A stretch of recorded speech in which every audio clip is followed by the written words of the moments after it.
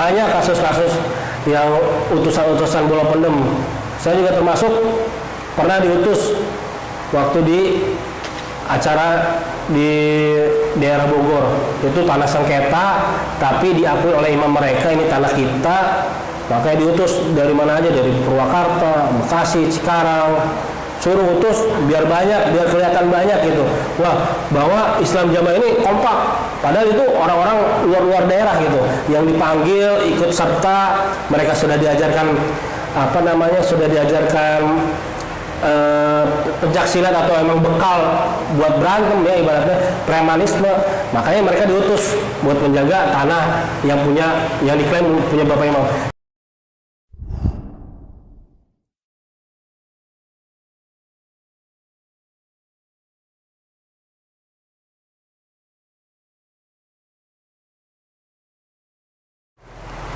Bismillahirrahmanirrahim. Assalamualaikum warahmatullahi wabarakatuh.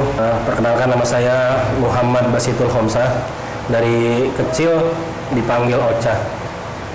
Jadi dulu saya masuk di Islam Jamaah atau di Jokam ini, kalau dalam istilah bahasa mereka, bibit unggul. Kenapa bibit unggul? Karena kedua orang tua saya dulu Jokam semua. Bapak saya Jokam, ibu saya juga Jokam. Nah, dari perantara orang tua saya terakhir otomatis masuk Islam Jamaah gitu. Jadi nggak istilahnya nggak seperti kawan-kawan yang lain ketemu besar masuk Islam Jamaah. Kalau saya dari lahir, dari sejak lahir saya sudah dididik bibit unggulnya Islam Jamaah. Kalau dalam bahasa mereka generasi unggul, GU lah.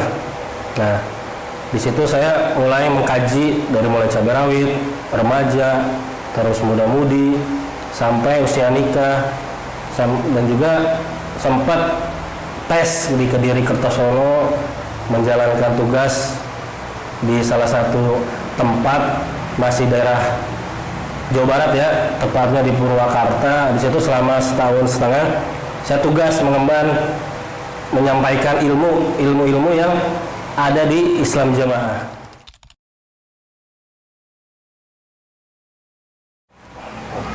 Dari kecil emang sih untuk peramutan Islam Jamaah itu, kalau saya sudah besar ini saya sudah bisa berpikir secara logis. Peramutannya emang oke sih istilahnya, dari mulai cabai rawit dikasih jadwal pengajian cabai rawit ini usia bisa dibilang dari umur 4 tahun TK sampai umur kelas 6 SD, masuk pra remaja, SMP, masuk muda-mudi, SMA, usia nikah. Emang di situ ada program-program mereka yang sangat bisa terprogram dari kecil. Itu emang sudah dituntun. Ternyata setelah saya besar dan saya mengerti artinya Islam itu seperti apa, di Jokam ini ternyata kebanyakan doktrin yang menguatkan tentang ajaran mereka. Contoh, dari kecil kita sholat sudah diajarkan kalau sholat di belakang selain imamnya Jokam atau Islam Jamaah itu tidak sah. Dulu emang saya manut aja karena ajarannya seperti itu, karena masih kecil. Saya sadar baru tahun 2019 ini sadar. Kakak saya yang istilahnya kalau bahasa mereka perantara dapat hidayah, kakak saya nelpon saya, dibilang, apakah sholat selain di belakang imam Jokam atau imam Islam Jamaah nggak sah? Coba berpikir, di Indonesia ini berapa banyak sih Islam Jamaah yang ada di Indonesia, dan berapa banyak yang tidak baiat kepada imam Islam Jamaah? Masa masjid-masjid yang megah di luar selain Masjid Jokam ini nggak sah semua sholatnya? Apakah mereka sudah menentukan sah atau tidaknya sholat? Apakah mereka udah tahu ciri-cirinya gitu? Nah, dari situ mulai pikiran saya terbuka, akal saya terbuka, terus ilmu-ilmu tentang agama Islam itu meluncur deras ke pemikiran saya dari ustadz-ustadz yang sunnah istilahnya. Jadi di Islam Jamaah ini yang diajarkan yaitu 5 bab: mengaji, ngamal, membela, sambung jamaah, taat. itu terus. Pokoknya kalau dalam bahasa mereka, kita nasihat di forum mereka tidak membahas 5 bab ini, itu kurang afdol. Intinya harus tetap, walaupun nasihat cuma 15 menit, 5 menit, tetap 5 bab ini harus mereka ungkapkan bahwa mengaji secara Quran hadis. Emang bagus secara Quran hadis, tapi penyampaian atau pemahamannya itu banyak yang diselewengkan. Kayak contoh, Islam kita nggak sah kalau nggak berbaiat kepada imam mereka. Sedangkan imam mereka kan disembunyikan gitu, tidak ditampilkan, tidak dipublikasikan nih imam Islam jamaah. Contoh ya, kalau misalkan kita tidak baiat sama imam kita, kalian tidak sah keislamannya. Nah itu kan sangat rancu. Sedangkan mereka menutupi, kalau bahasa mereka itu seperti kemaluan. Kan bahasa-bahasa seperti itu kan sangat tidak relevan gitu. Ya alhamdulillah setelah terbuka hati dan pikiran, istilahnya kalau bahasa sekarang akal sehat saya tentang Islam ini, saya disodorkan beberapa channel. Udah dari kakak saya itu dikasih beberapa channel, kamu buka aja di channel YouTube ini. Contoh kayak Bakah Al-Mukarram, terus Asa Abdul Saman Abdullah, terus sama yang dulu kan Syekh Khalil juga yang di Bandit itu YouTube-nya, itu juga termasuk, sama Manajil Ilmi. Nah itu aja. Kenapa 3 channel tersebut yang dikasih sama kakak saya? Karena yang tahu seluk-beluk tentang Islam jamaah ya 3 channel tersebut. Mereka ini kalau bisa dibilang ulama, ya ulama paling tingginya di Islam jamaah. Kalau bahasa mereka paku buminya Islam jamaah, pengajar yang paling unggul di Islam jamaah. Kenapa? Karena 3 ulama ini diberi mandat, disuruh sama keimaman mereka, kalau nggak salah Pak almarhum Pak Abu Dohir, belajar ke Mekah, sambungkanlah sanad Abah katanya. Ketiga ulama ini setelah belajar ke Mekah, kalau kurang lebih 10 tahun sampai 15 tahun, kenapa pas datang ke Indonesia, datang ya ke pusat Kediri sana, malah dinonaktifkan, tidak boleh mengajar, tidak boleh mengimami, tidak boleh dimintai ilmu. Nah, itu kan rancu. Sedangkan Allah sendiri menjaga keilmuan yang ada di 2 kota suci itu, Makkah dan Madinah.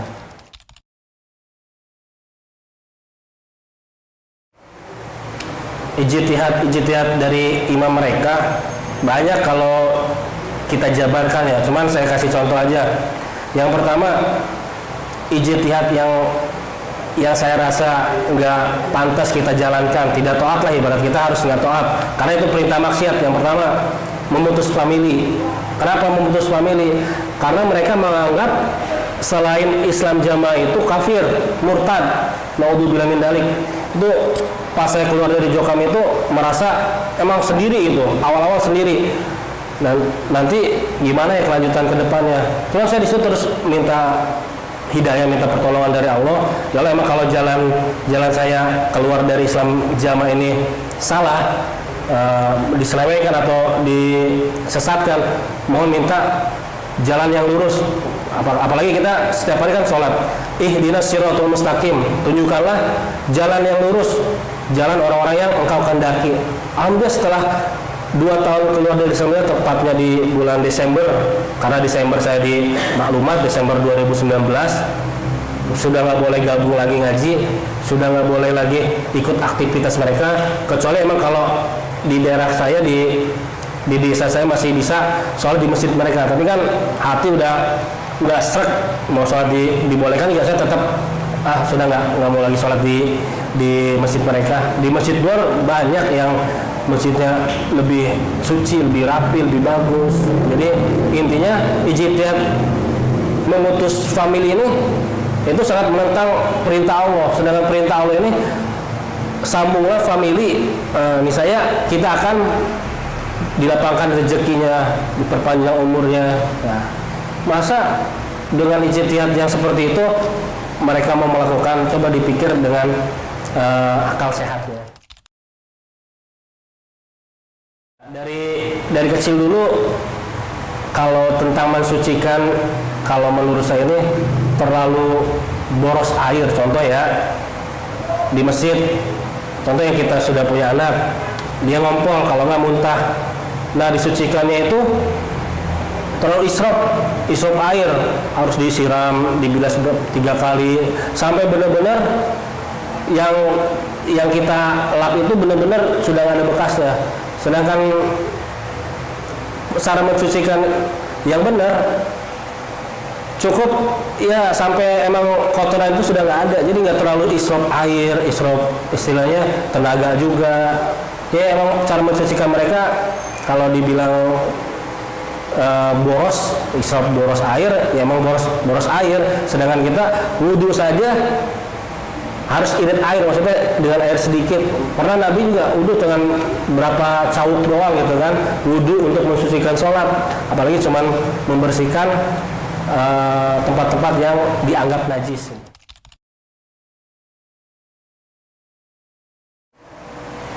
Ya sampai sekarang ya qadarullah sih, saya jadi nggak terlalu memaksakan untuk mengikuti mengajak istri. Qadarullah istri saya masih di dalam Islam Jamaah, termasuk masih ikut kegiatan mereka. Anak-anak saya juga masih pada kecil ya, mungkin namanya anak dekat dengan ibunya, jadi masih diajak ngaji ke pengajiannya Islam Jamaah atau Jokam. Dulu pernah mendengar kalau kita menikah selain dengan sesama Islam Jamaah atau sesama Jokam, itu diibaratkan menikah dengan binatang. Kalau bahasa mereka menikahi anjing atau babi gitu kan. Itu bahasa yang kalau kita pikir dengan akal pikiran kita sangat jauh menyimpang, menganggap selain Islamnya najis gitu. Sedangkan mereka sendiri nggak tahu apakah kesucian mereka itu lebih dari kita atau gimana, tapi mereka menghukumi nikah selain dengan Islam Jamaah itu sama saja menikah dengan hewan. Naudzubillah min dzalik. Ya minta doanya saja istri saya yang masih di dalam Islam Jamaah, di dalam Jokam ini, karena masih kuat di keluarganya, keluarga besarnya masih Jokam semua. Mudah-mudahan Allah memberikan taufiknya, entah dari perantara siapa aja. Saya minta doanya untuk kawan-kawan hijrah ataupun umat Islam lainnya. Kalau masalah CAI, Cinta Alam Indonesia, kalau nggak salah itu di Wonosalam. Di Wonosalam ini kebetulan saya belum pernah jadi kiriman ya. Cuman untuk untuk kajian makalah CAI-nya itu ada 2 versi. Yang pertama kayak gambar bendera Indonesia itu buat keluar. Kalau bol keluar itu buat orang-orang luar selain Islam Jamaah, itu umum lah.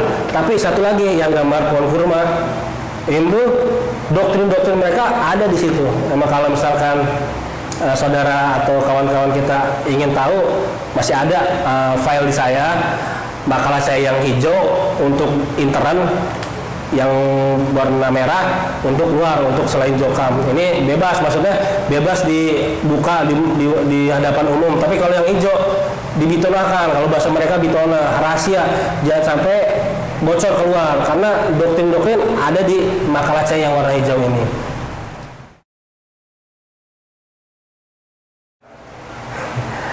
Jadi kalau masalah asad kan ada 2 versi kalau bahasa mereka ini. Asad ini ada asad keras dan asad halus. Kebetulan saya ini pengajar lah, ibaratnya pengajar di kelompok. Kemarin pas mau ada kalau ini turnamen antar cabang lah, antar PC di daerah Cikarang, saya ditunjuk sebagai pelatih asad Persinas di desa. Itu kalau asad keras ini buat penjagaan sih emang bagus sih, kalau niatnya kita buat jaga diri, belajar silat, belajar asad ini, karena di situ diajarkan teknik-teknik berkelahi, maksudnya teknik bela diri seperti apa. Tapi di dalam asad keras ini ada yang nggak masuk akal, maksudnya gerakan-gerakan, apalagi gerakan yang nomor 7 kan sampai gini, sampai sampai tegang terus tonjok lagi, itu keburu dihajar lawan, ya kita udah nggak mampu melawan itu. Kalau misalkan emang yang simpel aja apa namanya jurus-jurus atau gerak-gerakannya mungkin masih bisa ditalar sama kita gitu. Adapun yang keluaran ya Persinas Asad. Persinas Asad ini seperti ya apa namanya baju organisasi di bidang olahraga, di bidang pencak silat ya mungkin sudah pernah tahu lah dari Persinas Asad ini menampilkan bibit-bibit yang apa namanya yang bisa mengharumkan Indonesia. Tapi ada tapi lagi, itu cuma buat berbudi luhur. Di Jokam ini kita mengajarkan ini untuk mengharumkan nama bangsa, tapi itu hanya berbudi luhur ya. Jadi nggak niat itu nggak benar-benar niat buat mengharumkan, enggak, cuma buat tampil nama saja, buat kalau bahasa mereka budi luhur biar nama kita harum gitu. Kalau asal halus diajarkannya itu apa namanya kayak ilmu-ilmu dalam itu. Kalau saya sih mungkin saya orang masih belum mengenal banget asal halus. Jadi seingat saya itu asal halus ini diajarkan tentang ilmu kekebalan. Ilmu kekebalan, sedangkan Nabi saja kalau misalkan Allah perintahkan perang bisa kebal, nggak mungkin kan pelipis kanan apa kiri Nabi tembus pedang, tembus peluru apa tembus benda tajam, sampai dicabut juga sakitan itu. Terus sahabat-sahabat Nabi nggak mungkin kalau kita punya ilmu kebal mereka pada meninggal, pada mati syahid, nggak mungkin. Makanya Allah nggak memerintahkan kita punya ilmu kebal, itu sangat musyrik istilahnya, itu ajaran yang tidak diperbolehkan punya ilmu kebal itu. Kalau bahasa bolo pendem ini ibaratnya itu buat penjagaan organisasi. Jadi sewaktu-waktu organisasi ada yang rintangin, ada yang usik, nah yang maju di depan itu bolo pendem. Banyak kasus-kasus yang utusan-utusan bolo pendem. Saya juga termasuk pernah diutus waktu di acara di daerah Bogor. Itu tanah sengketa, tapi diakui oleh imam mereka ini tanah kita. Makanya diutus dari mana aja, dari Purwakarta, Bekasi, Cikarang, suruh utus biar banyak, biar kelihatan banyak gitu. Wah, bahwa Islam Jamaah ini kompak. Padahal itu orang-orang luar daerah gitu, yang dipanggil ikut serta. Mereka sudah diajarkan apa namanya, sudah diajarkan pencak silat atau emang bekal buat berantem ya, ibaratnya premanisme. Makanya mereka diutus buat menjaga tanah yang diklaim punya Bapak Imam. Sedangkan dari pihak lain itu tanah sengketa, bukan punya milik Bapak Imam.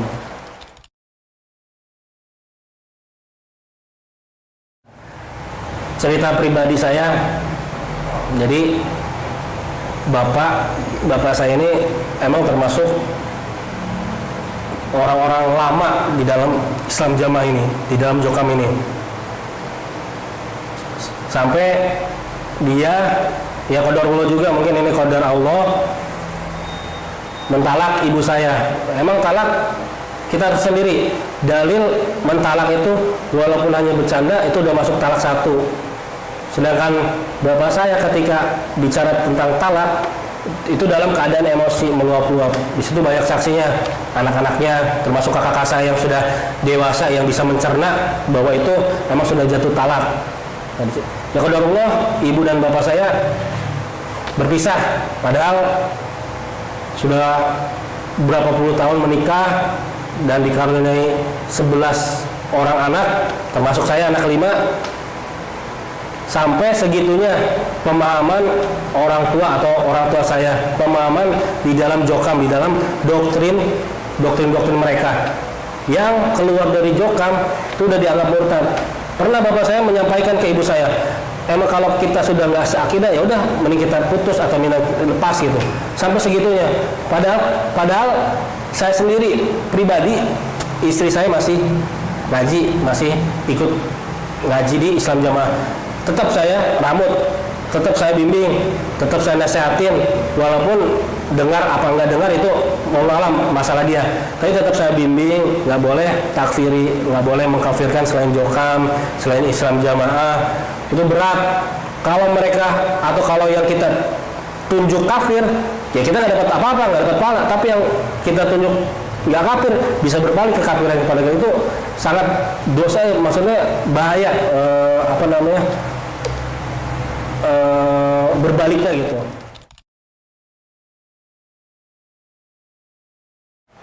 Saya keluar di tahun 2019 akhir. Untuk perlakuan sendiri, perlakuan yang tidak bagus atau persekusi, kebetulan dulu saya pengurus mereka lah istilahnya udah ngerti di dalam pengurus itu seperti apa. Jadi selepasnya saya dari kepengurusan mereka didatangi oleh wakil-wakil, kalau bahasa di luaran wakil-wakil DKM mereka, wakil-wakil pengurus mereka datang ke rumah. Alhamdulillah sampai saat ini nggak ada yang berani persekusi saya. Adapun nanti mereka berani persekusi bakal saya lawan, karena untuk apa emang saya minta makan sama pengurus-pengurus mereka sampai mereka mempersekusi saya. Apalagi istri saya masih ngaji di mereka gitu, mana mungkin dia berani mempersekusi saya.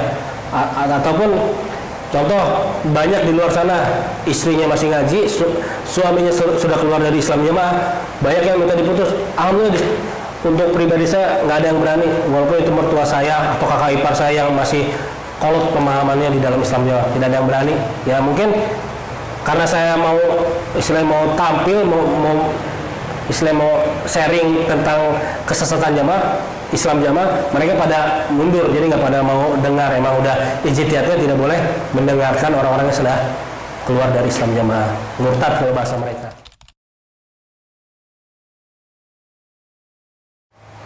Kalau saya rasakan setelah keluar dari Islam Jamaah, malah rezeki itu datang banyak. Contoh, dulu kita infak persenan ke mereka 10%. Sekarang kita bisa bagi-bagi saudara kita, orang tua saya. Walaupun orang tua saya yang bapak masih dalam Islam Jamaah, tetap kewajiban saya patuh dan hormat kepada takdim kepada orang tua, karena takdim dan patuh kepada orang tua ini nilainya surga juga. Jadi jangan sampai kita sudah keluar malah akhlak kita nggak bagus. Kok jadi nggak bagus, nggak takdim sama orang tua, nggak hormat sama orang tua, nggak kasih sayang lagi, itu enggak. Malah saya lebih mencintai orang tua saya setelah keluar dari Islam Jamaah. Kenapa? Karena dulu uang saya atau harta saya yang tiap bulan dapat gaji, dapat salary, buat setoran, buat infak, buat isrun 10%. Itu nggak tahu penggunaan isrun atau infak itu digunakan untuk apa ya, wallahu alam. Karena mereka beranggapan kalau kita nanya ini kebanyakan nanya, jangan kebanyakan nanya, nanti kayak kaumnya Bani Israel sampai segitunya. Makanya saya nggak berani nanya, masih di dalam tempurung itu saya nggak berani nanya. Nah pas setelah keluar baru sadar, ternyata isrun atau infak yang kita wajibkan itu pertama orang tua, kedua sanak saudara kita, kakak adik, ketiga para tetangga, fakir miskin, itu ada di dalam Quran. Jadi nggak dipatok 10%, berapa aja yang kita mampu sodakohkan. Kalau dulu di Islam Jamaah dipatok, punya harta kelebihan 50 juta ke atas, ya walau ya kalau misalkan kita udah punya rumah, itu lebih pasti 50 juta, itu harus infak 10%. Makanya terlalu istilahnya terlalu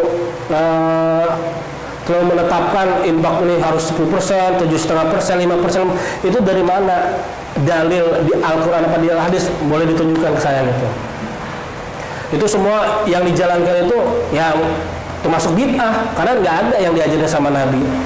Nabi juga nggak ada mengajarin ini harus kamu 10%, nggak ada. Mana bolehlah sharing, mau di Sunan Bukhari, Tirmidzi, Muslim, boleh. Kalau ada mungkin saya bakal perbandingkan dengan yang lain gitu.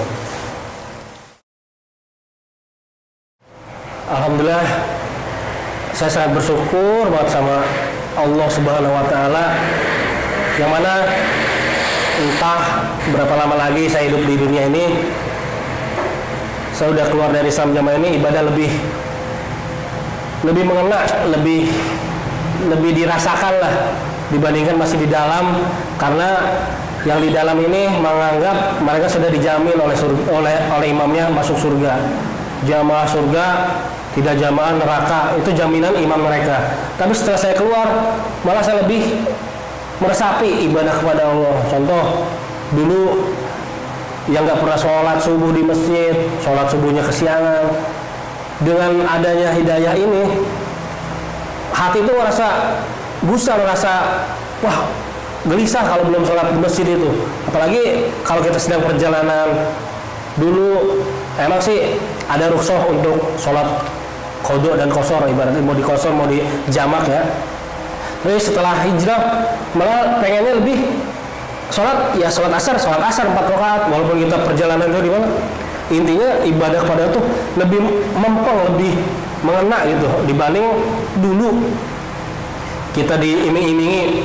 Yang penting di Islam jamaah walaupun dia black kayak keset tetap jaminan masuk surga. Itulah iming-iming. Tapi kalau nggak ibadah, surganya siapa? Surganya mbahmu kan. Ya kalau ibadah setelah keluar ini ya alhamdulillah, mudah-mudahan amal kita yang sebelum keluar jokam atau sebelum keluar Islamnya Allah terima semuanya, jadikan pahala, ladang pahala buat kita, surga yang tinggi derajatnya. Tetap semangat untuk mencari ilmu, apalagi kita ada dalil thalabul ilmi fardhatun ala kulli muslim. Ya mencari ilmu wajib bagi orang-orang muslim. Ya saya muslim wajib mencari ilmu di mana saja. Sedangkan dulu ilmu di situ aja sebagai katak dalam tempurung. Serasa sudah nyunduh langit, pas tempurungnya dibuka masih di dalam tempurung nih.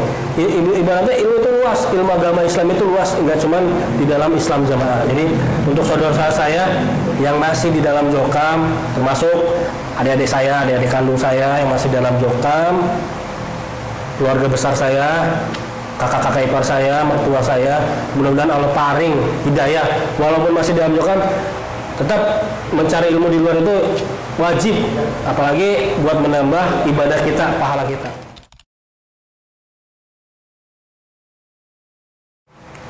Dulu yang saya tahu itu gembor-gembor awal dari pembukaan di dalam acaranya Islam Jamaah, kita harus banyak-banyak bersyukur atas perantara yang dibawa oleh Kiai Haji Al-Ubaidah Lubis. Nah, itu aja yang digembor-gemborkan tiap pengajian, tiap ada acara. Kenapa? Karena beliau yang telah memerintah agama yang hak ini sampai segitunya gitu kan. Padahal ilmu agama yang hak, ilmu yang Allah kasih, yang Rasul jalankan, itu ilmu yang hak, yang ilmu yang benar itu, bukan yang ajaran takfiri, ajaran mengkafirkan secara serampangan. Itu ajaran Nabi tidak. Nabi dengan kafir Quraisy baik, tidak mencap kafir walaupun mereka kafir. Sampai-sampai Nabi pernah bersabda, jangan kau tunjuk mereka kafir, barangkali nanti anak cucunya jadi orang yang beriman. Makanya sangat hati-hati kita sekarang setelah keluar Islam Jamaah ini memvonis orang kafir atau murtad, atau misalkan ini masuk neraka karena ahli maksiat. Jangan sampai bisa terucap lagi di lisan kita, karena berbahaya. Barangkali menjelang ajal mereka taubat nasuha, walaupun sebentar mereka amalan terima, sedangkan kita ibadah yang dari kecil sampai meninggalnya ibadah terus tapi nggak terima, wallahu alam, karena Allah yang tahu amalan kita diterima apa tidak.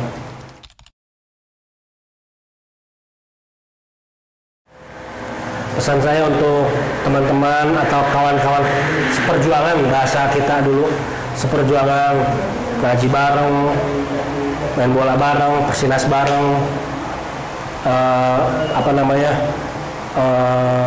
selama sudut bareng waktu masih muda-mudi. Tolong dibuka atau minta hidayah sama Allah di sepertiga malam ataupun di dalam sujud, di dalam doa kita minta hidayah, minta petunjuk yang benar-benar hak dari Allah, bukan dari satu pihak, bukan kita mau disetir dari atas, dari pusat. Jangan mau. Namanya kita hidup di dunia cuma sekali. Jangan sampai kita menyesal di kemudian hari. Kita sudah merasa paling benar, kita sudah merasa paling ternyata ilmu-ilmu yang kita dapat atau ajaran-ajaran kita dapat malah menyimpang.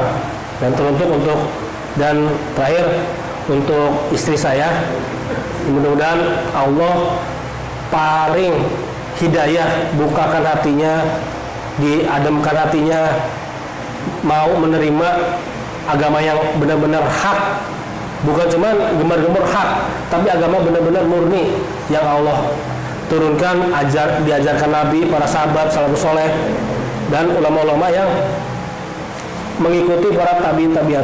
Jadi mudah-mudahan kalau emang istri saya nonton cuplikan ini bisa membuka wawasan, tidak mau didoktrin, terus didoktrin dalam pengajian, dan mudah-mudahan bisa mengajarkan anak-anak kita, anak-anak kamu dan saya, bisa berguna bagi nusa dan bangsa, dan juga bisa menjadi penolong orang tua nanti di akhirat kelak. Dan dalam Islam jamaah juga kan diajarkan taat Rasul, taat pada suami. Yang mudah-mudahan dengan adanya saya berbicara seperti ini, saya mau mendengarkan dan taat kepada suami. Nggak mungkin suami mau membawa istrinya ke jalan yang salah, ke jalan menyimpang, nggak mau. Kalau misalkan sama-sama kita buka pikirannya, insya Allah kita satu jalan lagi. Nggak mungkin kita bakal pisah jalan itu, walaupun pengajian kita beda, tapi kalau misalkan kita sejalan, mudah-mudahan suatu saat kita bisa ketemu di jalan yang sama, di jalan sunnah dan sunnah Rasulullah,